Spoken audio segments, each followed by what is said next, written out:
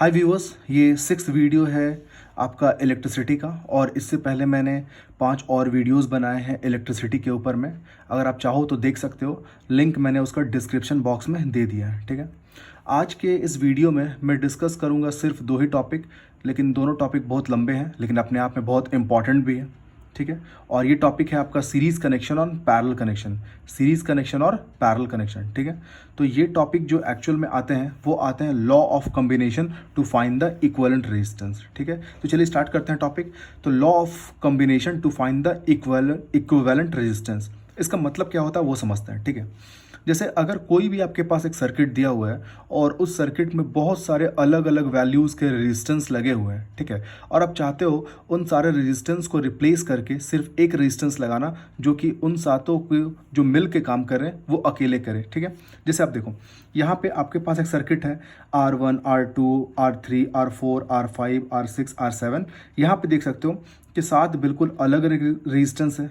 और मैं चाहता हूँ कि ये इतना जो कॉम्प्लिकेटेड स्ट्रक्चर जो लग रहा है, ये 7 रेजिस्टेंस के कंबाइन करने से मैं चाहता हूँ कि इन सातों को हटा करके मैं एक ऐसा रेजिस्टेंस को लगाऊं जो कि ये जो सातों मिल के कर रहे हैं वो ये अकेले करें। ठीक है, लेकिन इसको लगाने से जो ये सर्किट में कोई भी चेंजेस नहीं आना चाहिए regarding the potential difference and current. मतलब ये सर्किट जिस भी पोटेंशियल डिफरेंस से कनेक्टेड है और इस सर्किट में जितना भी करंट फ्लो हो रहा है वो बिल्कुल भी इफेक्ट नहीं होना चाहिए अगर आप इन सातों को हटा करके एक दूसरा रेजिस्टेंस लगाओ जो कि उसके जस्ट इक्विवेलेंट काम करता हो। ठीक है, तो देखो मैं बताता हूँ, this law help us to determine the total resistance of a circuit. मतलब ये जो लॉ है वो मेरे को बताता है कि एक सर्किट में अगर बहुत सारे अगर रेजिस्टेंस लगे हुए हैं अलग अलग वैल्यूज़ का, ठीक है, और उन सारे को रिप्लेस करके अगर आप एक दूसरा रेजिस्टेंस लगाना चाहते हो जो कि बिल्कुल वैसा ही काम करे जो ये सब मिल के कर रहे हैं। ठीक है, लेकिन इसको लगाने से आपको सबसे इंपॉर्टेंट चीज़ ये ध्यान देना होगा कि इसमें कोई भी पोटेंशियल डिफरेंस और करंट का चेंजेस नहीं होना चाहिए। ठीक है, तो चलिए हम लोग देखते हैं। तो देखते हैं टाइप्स ऑफ कॉम्बिनेशन। तो बेसिकली हम लोगों को 2 टाइप के कॉम्बिनेशंस के बारे में पढ़ना है, जो कि पहला है आपका सीरीज कनेक्शन और दूसरा होगा पैरेलल कनेक्शन। तो चलिए स्टार्ट करते हैं सीरीज कनेक्शन। तो सीरीज कनेक्शन को समझते हैं। ठीक है, जैसे सपोज करते हैं कि मेरे पास एक रेजिस्टेंस है, ये रेजिस्टेंस का सिंबल आप देख सकते हो, ये रेजिस्टेंस यहाँ स्टार्ट हो रहा है और यहाँ पे एंड कर रहा है। एक दूसरा रेजिस्टेंस लाते हैं और उसको बिल्कुल वहीं से कनेक्ट कर रहे हैं जहाँ पे पहला रेजिस्टेंस एंड हुआ था। तो जहाँ पे पहला रेजिस्टेंस, इसको R1 दे रहे हैं, तो R1 जहाँ पे एंड हुआ वहीं से R2 स्टार्ट हो गया, और R2 जहाँ पे एंड हुआ वहीं से आपका R3 स्टार्ट हुआ।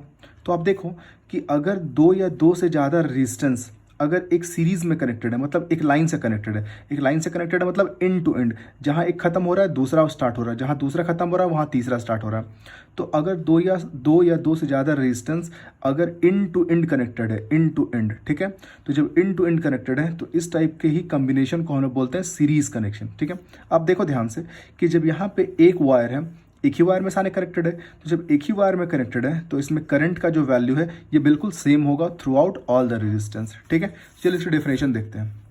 When 2 or more than 2 resistance are connected end to end, मतलब कभी भी 2 या, देखो अब यहाँ पर डायग्राम भी मैंने बना के रखा है, कभी भी 2 या 2 से ज़्यादा रेजिस्टेंस अगर end to end कनेक्टेड है, जहाँ पे R1 एंड कर रहा है वहाँ से R2 स्टार्ट कर रहा है, जहाँ R2 एंड कर रहा है वहीं से R3 स्टार्ट कर रहा है। तो when 2 or more than 2 resistance are connected end to end and same amount of current is flowing in each resistance, it is called series connection और कम्बिनेशन। ठीक है, मतलब कभी भी 2 या 2 से ज़्यादा रेजिस्टेंस अगर लाइन से कनेक्टेड है और सारे में अगर same amount of current flow कर रहा है तो ऐसे कनेक्शन को हम बोलते हैं सीरीज कनेक्शन। ठीक है, और सबसे इंपॉर्टेंट क्या ध्यान देना चाहिए कि सीरीज कनेक्शन में जो करंट है वो सारे रेजिस्टेंस से बिल्कुल सेम होगा। क्यों सेम होगा? क्योंकि जब एक ही वायर है तो जब वायर एक है तो करंट तो सब में सेम जा रहा होगा। तो देखो मैंने लिखा है, since wire is one therefore same current will flow in each resistance. यहाँ पे तार एक ही है, तो अगर तार एक ही है तो सारे रेजिस्टेंस में करंट का वैल्यू क्या होगा? सेम होगा। ठीक है, अब आगे देखते हैं। तो यहाँ पे आप देखो 3 अलग अलग रेजिस्टेंस है, R1, R2, R3, बिल्कुल एंड टू एंड कनेक्टेड है, एंड टू एंड, तो ये सीरीज कनेक्शन है। ठीक है, तो ये जो एक सर्किट है मैं चाहता हूँ कि R1, R2, R3 जो 3 अलग अलग रेजिस्टेंस है, अगर इन तीनों को रिप्लेस करके अगर मैं एक ऐसा सर्किट बनाना चाहता हूँ कि इन तीनों में जो रेजिस्टेंस लगे हैं इन तीनों को हटा करके अगर मैं एक ही रेजिस्टेंस लगाऊं, ठीक है, जिसका वैल्यू R है या ReQ है, तो वो बिल्कुल वैसे ही काम करना चाहिए जो ये तीनों मिलकर कर रहे हैं। ठीक है, तो यहाँ पे ReQ और ये R1 R2 R3 में जो रिलेशन है वो अभी हम लोग निकालने वाले हैं, ठीक है। तो देखो सबसे पहले ये देख लो कि R1 R2 R3 ये बिल्कुल सेम वायर से कनेक्टेड है। तो जब सेम वायर से कनेक्टेड है तो इसका मतलब इन तीनों में करंट का वैल्यू बिल्कुल सेम जा रहा होगा, लेकिन इन तीनों में पोटेंशियल डिफरेंस बिल्कुल अलग अलग होगा, ठीक है। मैंने क्या बोला फिर सुनो, बहुत इंपॉर्टेंट चीज़ बता रहा हूँ कि जब यहाँ पे सीरीज कनेक्शन में है तो तार तो बिल्कुल एक ही है, और तार जब एक ही है तो सारे में करंट तो एक ही जाएगा, सेम जाएगा करंट, लेकिन यहाँ पे इन तीनों के अक्रॉस में जो पोटेंशियल डिफरेंस होगा वो बिल्कुल डिफरेंट होगा, ठीक है। तो ये मैंने आपको बोला कि पोटेंशियल डिफरेंस बिल्कुल डिफरेंट होगा, लेकिन ये डिफरेंस कैसे हुआ मैं थोड़ा एक एग्जाम्पल से आपको समझा दूँ तो ये ज़्यादा आपको क्लियर हो जाएगा, ठीक है। जैसे आप सपोज करो यही सर्किट है, इसी को मैं आगे बना देता हूँ, और सपोज करो कि यहाँ से आपका 10 एम्पियर्स का करंट जो है सर्किट में फ्लो हो रहा है। R1 का वैल्यू मैं मान लेता हूँ 1 ओम, इसको मान लेता हूँ 2 ओम, इसको मान लेता हूँ 3 ओम, ठीक है। तो अगर मैं R1 के अक्रॉस में अगर यहाँ पे ओम्स लॉ लगाता हूँ तो ओम्स लॉ क्या बोलता है, V equals to I R, V equals to I R. तो यहाँ पे करंट कितना फ्लो हो रहा है 10 एम्पियर्स का, रेजिस्टेंस कितना है 1, तो यहाँ पे वोल्टेज कितना आ गया 10 वोल्ट का। अगर मैं यहाँ पे लगाऊंगा, यहाँ पे अगर ओम्स लॉ लगाऊंगा तो V इक्वल्स टू क्या होता है I R, V equals to I R. तो आप देखोगे I का वैल्यू कितना है यहाँ पे 10 ओम, सॉरी 10 एम्पियर्स, क्योंकि वही करंट फ्लो हो रहा है। रेजिस्टेंस कितना है यहाँ पे 2 ओम का, मल्टीप्लाई करो कितना आएगा 20 वोल्ट, और वैसे अगर आप यहाँ पे निकालोगे तो कितना आ जाएगा 10 इंटू 3 कितना आ जाएगा 30 वोल्ट। तो आप देखो कि यहाँ पे 10, यहाँ पे 20, यहाँ पे 30, तो वोल्टेज बिल्कुल अलग अलग आ रहा है। तो इन तीनों के अक्रॉस में वोल्टेज बिल्कुल अलग अलग आ रहा है, और इन तीनों वोल्टेज को अगर आप जोड़ते हो 10, 20, 30 तो टोटल आता है 60, और वो तीनों जो मिल करके 60 है, मतलब ये जो पोटेंशियल डिफरेंस है ये 60 वोल्ट का है। तो आपको ये जो बताया इसको बहुत अच्छे से याद रखना है कि सीरीज कनेक्शन के केस में जो करंट होता है वो सारे रेजिस्टेंस से बिल्कुल सेम फ्लो करता है। क्यों? क्योंकि वायर तो एक ही है, तो एक ही वायर है तो सेम करंट जाएगा। लेकिन 3 अलग अलग रेजिस्टेंस है तो तीनों रेजिस्टेंस का वैल्यू अलग अलग है, इसलिए पोटेंशियल डिफरेंस अपने आप को डिस्ट्रीब्यूट करता है, बिल्कुल अलग अलग डिस्ट्रीब्यूट करता है। और सारे पोटेंशियल डिफरेंस को अगर मैं ऐड कर दूंगा तो उस सर्किट का जो टोटल पोटेंशियल डिफरेंस है उसके बराबर आ जाएगा, ठीक है। तो इसका मतलब आप यहाँ पे देखो कि R1, R2, R3 इन तीनों के अक्रॉस में जो पोटेंशियल डिफरेंस है वो बिल्कुल अलग होगा। क्यों अलग होगा? जस्ट मैंने एग्जांपल से आपको बताया। तो यहाँ पे सपोज करो V1 है, V2 है और V3 है। तो अगर मैं V1, V2 और V3 को ऐड करूँगा तो बिल्कुल V के बराबर आएगा, जस्ट मैंने आपको बताया यहाँ पे। तो मैं क्या करूँगा कि यहाँ पे R1, R2, R3 इन तीनों के अक्रॉस में मैं V1, V2 और V3 फाइंड करूँगा और उसको इक्वेट करूँगा V से, ठीक है। तो चलिए स्टार्ट करते हैं। तो let total resistance of a circuit is R EQ, मतलब इन तीनों को रिप्लेस करके जो एक नया रेजिस्टेंस लगाऊंगा उसका वैल्यू मैं आर इक्यू रखाऊँ, ठीक है। तो अगर ओम्स लॉ लगाता हूँ तो V इज इक्वल्स टू क्या होता है आई आर, तो पोटेंशियल डिफरेंस तो V है और करंट क्या फ्लो कर रहा है I, और रेजिस्टेंस कितना है यहाँ पे आर इक्यू, तो ये हो गया आर इक्यू, ठीक है। अब मैं इन तीनों के अक्रॉस में ओम्स लॉ लगाने वाला हूँ बिल्कुल अलग अलग, ठीक है। तो सबसे पहले लगाता हूँ ओम्स लॉ आपके R1 के पास में। तो अगर यहाँ पे ओम्स लॉ लगाऊंगा तो V इज इक्वल्स टू क्या होता है I R, V is equals to I R.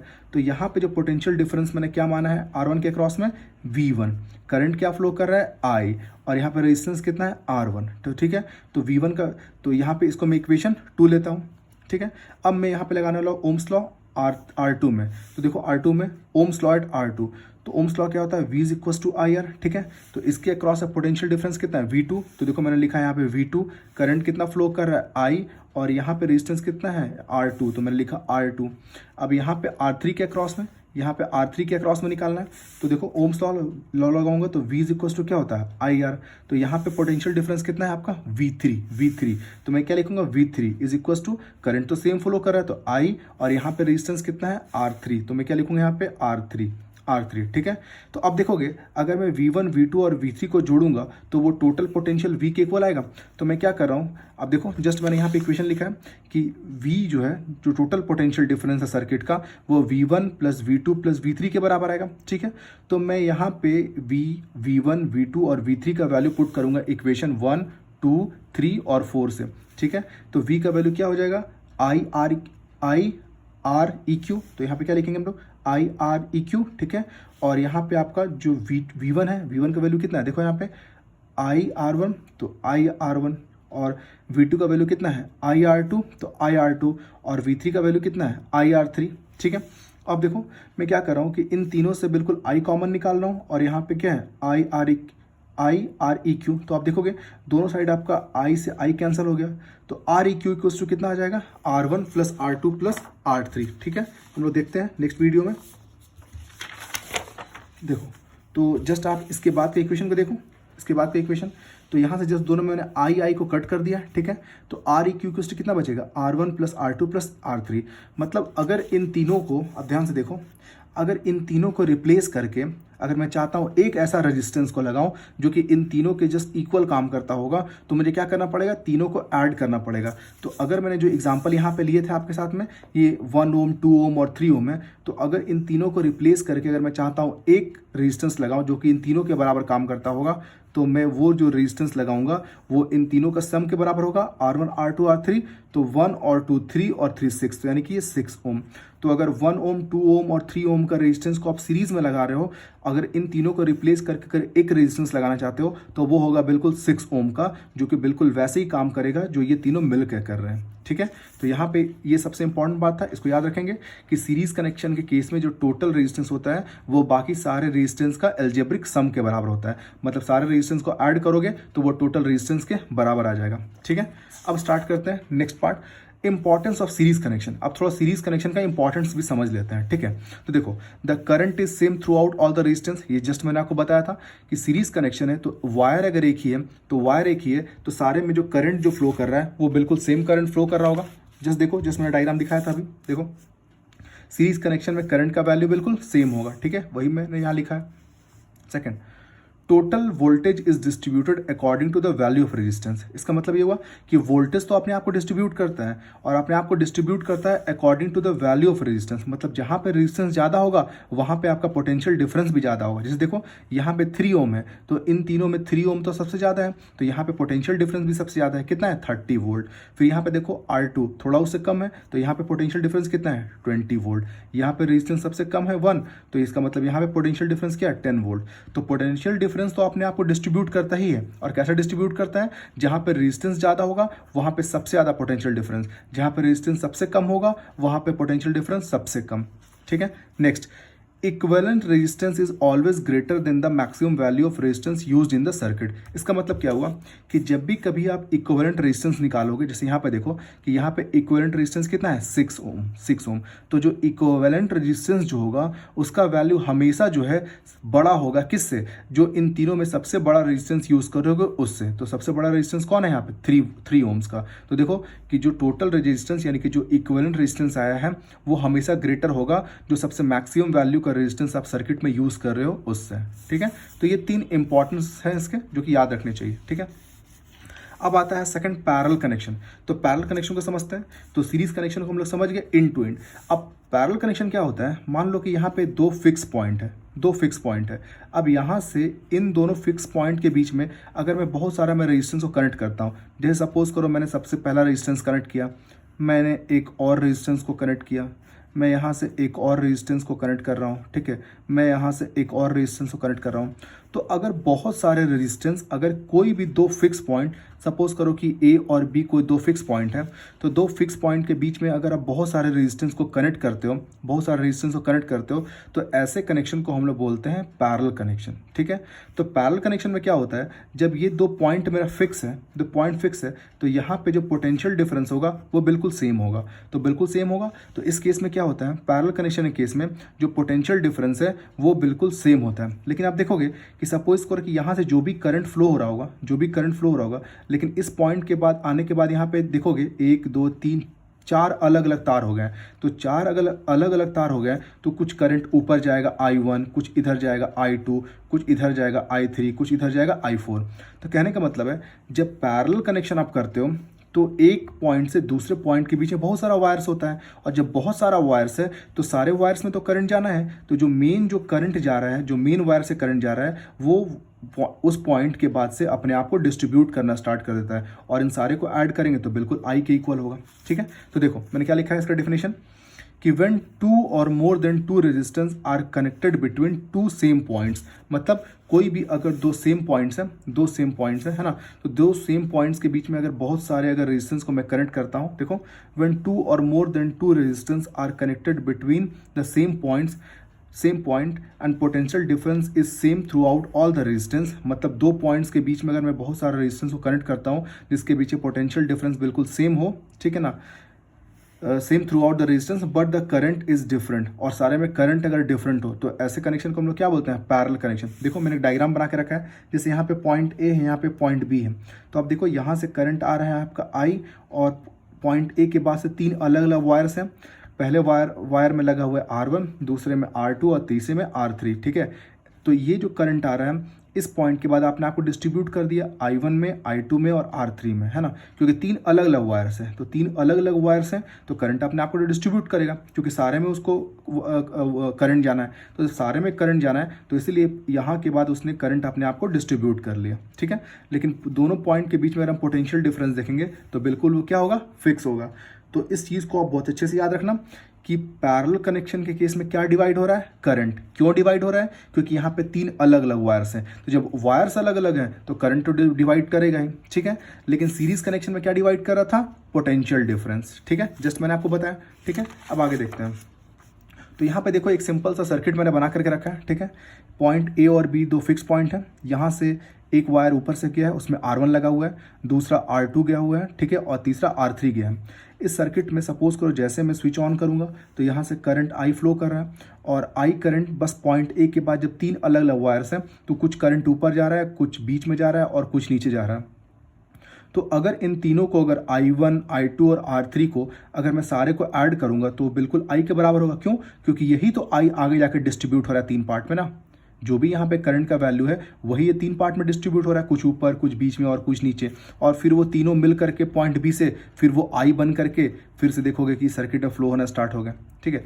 तो मैं अगर इन तीनों को रिप्लेस करके मैं चाहता हूँ कि एक ऐसा रेजिस्टेंस को लगाऊं जो कि इन तीनों के जो मिल के काम कर रहे हैं वो अकेले करें, ठीक है ना। तो इसका वैल्यू क्या होगा इन तीनों के रिस्पेक्ट में, मतलब इनका रिलेशन क्या होगा वो फाइंड करेंगे हम लोग अब पैरेलल कनेक्शन के केस में। देखो, तो let total resistance of a circuit is Req। मान लेते हैं इस सर्किट का जो टोटल रेजिस्टेंस Req है, मतलब इन तीनों को रिप्लेस करके जो एक रेजिस्टेंस लगाए हैं उसका वैल्यू है Req। तो अगर मैं ओम्स लॉ लगाता हूँ तो ओम्स लॉ लगाता हूँ तो V इज इक्वल टू क्या होता है IR, तो V इज इक्वल टू हो जाएगा I Req, ठीक है। और यहाँ से अगर मैं I का वैल्यू निकालूंगा तो V बाई Req, मतलब V by Req equal to I, ठीक है। अब यहाँ पे मैंने I का ही वैल्यू क्यों निकाला, आप समझ गए होंगे, इसलिए क्योंकि पैरेलल कनेक्शन के केस में करंट अपने आप को डिवाइड करता है, इसलिए मैं यहाँ पे किसका वैल्यू निकाल रहा हूँ, I का वैल्यू निकाल रहा हूँ। पिछले वाले केस में किसका वैल्यू निकाला था, पोटेंशियल डिफरेंस का। क्यों, क्योंकि पोटेंशियल डिफरेंस अपने आप को डिवाइड करता है, इसलिए, ठीक है। अब मैं जैसे पिछले वाले केस में तीनों केस में अलग अलग मैंने पोटेंशियल डिफरेंस निकाला था, तो इस केस में क्या निकालूंगा, तीनों अलग अलग रेजिस्टेंस में क्या निकालूंगा, इसका करंट। क्यों निकालूंगा करंट, क्योंकि तीनों वायर्स में करंट तो बिल्कुल अलग अलग जा रहे हैं, तो करंट अलग अलग जा रहे हैं, तो R1, R2 और R3 के अक्रॉस में मैं करंट निकालूंगा, ठीक है। सबसे पहले निकालता हूँ यहाँ पे R1 के अक्रॉस में, तो ओम्स लॉ एट R1, तो अगर R1 लगाऊंगा तो ओम्स लॉ क्या होता है, V is equal to IR, ठीक है। तो वोल्टेज तो आपको पता है यहाँ पे A और B के बीच में आप देखोगे तो पोटेंशियल डिफरेंस तो बिल्कुल V है, ठीक है, V है, और यहाँ पे करंट क्या जा रहा है, I1, और रेजिस्टेंस क्या है, R1। तो देखो V is equal to I1 R1, और यहाँ से अगर I1 का वैल्यू निकालेंगे तो R1 डिवाइड हो जाएगा V बाई R1। अब मैं निकालने वाला हूँ R2 के अक्रॉस में, तो R2 के अक्रॉस में अगर मैं ओम्स लॉ लगाता हूँ तो V is equal to IR, तो V, और यहाँ पे सेकंड में जो करंट जा रहा है I2 और रेजिस्टेंस कितना है R2, तो मैं क्या लिखूंगा यहाँ पे देखो I2 R2, और यहाँ से अगर मैं I2 का वैल्यू निकालूंगा तो V बाई क्या निकलेगा, R2, V बाई R2, ठीक है। देखता हूँ नेक्स्ट। अब नेक्स्ट देखिए, अब लगा रहा हूँ R3 के अक्रॉस में, तो अगर R3 के अक्रॉस में अगर देखा जाए तो R3 के अक्रॉस में जो करंट जा रहा है कितना जा रहा है, I3, और रेजिस्टेंस कितना है, R3। तो मैं अगर यहाँ पे लगाता हूँ, देखो अब देखोगे यहाँ बिल्कुल देख सकते हो डायग्राम में, V is equal to IR, potential difference है V, करंट कितना जा रहा है I3, और रेजिस्टेंस कितना है R3। तो यहाँ से मैं I3 का वैल्यू निकालूंगा तो V by R3 is equal to, sorry, V by R3 is equal to I3, ठीक है। अब देखो I is equal to I1 plus I2 plus I3, ठीक है। तो जस्ट मैंने बताया था कि ये जो करंट है वो बिल्कुल अपने आप को तीन पार्ट में डिवाइड कर रहा है, तीन पार्ट में, तो I किसके बराबर होगा, I1, I2 और R3 के बराबर, ठीक है। तो इसका मतलब मैं क्या कर रहा हूँ कि यहाँ पे I1, I2 और I3 का जो वैल्यू है मैं इक्वेशन 1 to 4 से पुट कर रहा हूँ, ठीक है। तो इक्वेशन 1 तो आपके लिए था, ठीक है। तो I की जगह पे क्या लिखेंगे, V बाई Req, देखो V बाई Req, ठीक है। और अब उसके बाद यहाँ पे आप देखोगे तो I2 का वैल्यू क्या था, सॉरी I1 का वैल्यू क्या था, V/R1, देखो V/R1। और अगर आप देखते हो यहाँ पे थर्ड में कि अगर I2 का वैल्यू निकालेंगे तो V/R2, तो V/R2। और यहाँ पे देखो V/R3 किसका वैल्यू है, I3 का, तो I3 की जगह पे रखा V/R3। ठीक है, अब मैं सॉल्व करता हूँ उसको हटा देता हूँ। अब देखो तो V/Req, इन तीनों से अगर मैं V को बाहर निकालता हूँ तो 1/R1 plus 1/R2 plus 1/R3, ये दोनों का V से V कैंसिल हुआ, तो 1/Req equals to 1/R1 plus 1/R2 plus 1/R3। ठीक है, तो ये मेरे लिए आ गया बिल्कुल पैरेलल कनेक्शन में इक्विवेलेंट रेजिस्टेंस का वैल्यू। ठीक है, अब यहाँ पे उसका इंपॉर्टेंस भी देख लेते हैं। तो current is distributed according to the value of resistance. ठीक है, तो इसका मतलब ये होता है, यहाँ पे जो डायग्राम समझ लो, इससे मैं वही डायग्राम निकाल लेता हूँ। देखो इसका मतलब क्या होता है कि करंट अपने आप को डिस्ट्रीब्यूट करता है बिल्कुल अलग अलग I1, I2, I3 में। ठीक है, और ये सबसे इंपॉर्टेंट इसमें ये ध्यान देना है कि करंट अपने आप को डिस्ट्रीब्यूट ऐसे करता है कि जहाँ पे उसको रेजिस्टेंस बिल्कुल कम मिलेगा वहाँ पे जो करंट है वो सबसे मैक्सिमम जाएगा। जैसे सपोज करो यहाँ पे 1 ओम, 2 ओम और 3 ओम का है, तो 1 ओम, 2 ओम, 3 ओम का है, तो सबसे कम तो ऊपर में है 1 ओम का, तो यहाँ से जो करंट जा रहा है वो सबसे मैक्सिमम जा रहा होगा। क्योंकि बहुत सिंपल सी बात है ना कि जहाँ पे करंट को सबसे कम रुकावट होगा, जो सबसे कम रोकने वाला होगा, तो करंट तो बिल्कुल ज़्यादा फ्लो करेगा। तो अगर R1 का वैल्यू सबसे कम है तो सबसे ज़्यादा करंट जा रहा होगा, और सपोज करो R3 का वैल्यू 3 ओम है, रोकने वाला ताकत बहुत ज़्यादा है, तो कम ही करंट पास करेगा इधर। ठीक है ना, तो करंट अपने आप को डिवाइड करता है, और वो डिवाइड करता है अकॉर्डिंग टू रेजिस्टेंस। कैसे करता है, जहाँ पर रेजिस्टेंस बहुत ज़्यादा होगा वहाँ पे करंट कम जाएगा, और जहाँ पे रेजिस्टेंस कम होगा वहाँ पे करंट ज़्यादा जाएगा। ठीक है, तो करंट जो है वो बिल्कुल अपने आप को डिवाइड करता है अकॉर्डिंगली। ठीक है, potential difference is same through out the all the resistance, और सारे रेजिस्टेंस में जो पोटेंशियल डिफरेंस होता है वो बिल्कुल सेम होता है। ठीक है, और equivalent resistance is always less than the minimum value of resistance use in the circuit, और जो इक्विवेलेंट रेजिस्टेंस होता है वो सबसे कम होता है, जो इक्विवेलेंट रेजिस्टेंस जो होगा वो जो सबसे मिनिमम वैल्यू को रेजिस्टेंस यूज कर रहे हो उससे भी वो कम होगा। ठीक है, तो सबसे इंपॉर्टेंट चीज़ जो आपको याद रखनी है, जो मैं आपको बताता हूँ कि सीरीज कनेक्शन जो होता है, सीरीज कनेक्शन उसमें जो R इक्विवेलेंट जो होते हैं वो होते हैं R1 plus R2 plus R3 के बराबर। जो टोटल रेजिस्टेंस होते हैं वो तीनों रेजिस्टेंस के सम के बराबर होगा, और अगर वो पैरेलल कनेक्शन होगा तो 1/Req जो होंगे वो होगा 1/R1 plus 1/R2 plus 1/R3। ठीक है, ये होता है आपका पैरेलल कनेक्शन।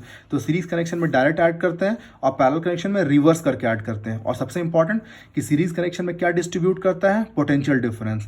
पैरेलल कनेक्शन में क्या डिस्ट्रीब्यूट करता है, करंट। तो इन दोनों चीज़ों को बहुत अच्छे से याद रखेंगे। ठीक है, तो आई होप सीरीज कनेक्शन और पैरेलल कनेक्शन का जो फॉर्मूला था, जो डेरिवेशंस था, ये आप अच्छे से समझ गए। ठीक है, और अगर आपको वीडियो अच्छा लगा तो प्लीज़ लाइक कीजिए, शेयर कीजिए और सब्सक्राइब कीजिए। Thank you very much.